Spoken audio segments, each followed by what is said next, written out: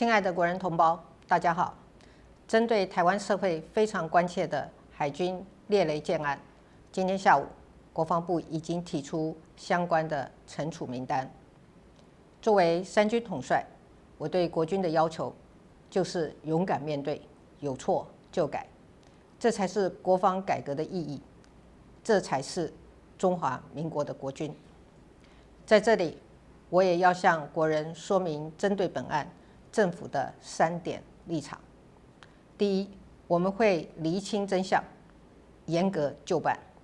这项由前政府启动的计划有明显的疏失，无论是决策、招标、连带以及履约的管理的过程，都应该被严格的检视。我要再次要求，本案所有的相关单位务必坦荡配合司法调查，在勿枉勿纵的原则下，如果有任何人涉弊，不论层级，不论是谁，绝不宽待。第二，务必要纠正错误，解决问题。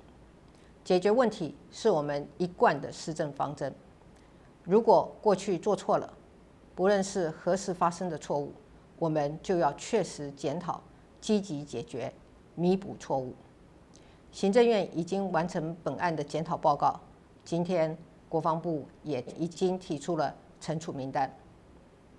接下来，我要求国防部务必全面检讨整个造舰案招标的过程，也必须在最短的时间内对后续合约的事宜做出专业的评估以及明快的决定，以确保国家利益。更重要的是，我们一定要建立更完善的机制，把不适格的厂商排除在国防自主的计划之外，杜绝错误再犯。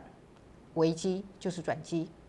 我希望经过这一次的错误及失败，国军汲取教训，找出正确的方向与道路。第三，政府推动国建国造的决心不会改变。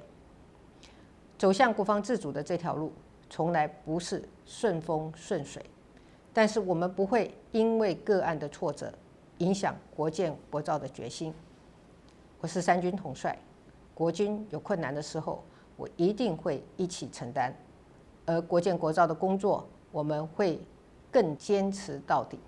接下来，政府、国军及产业都要共同的投入，让这一项关系到国家安全的重大政策克服万难，继续向前。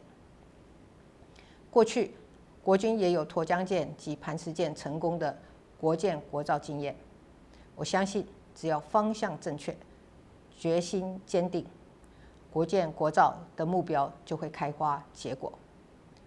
国防自主一定会成功，也一定要成功。谢谢大家，国军加油！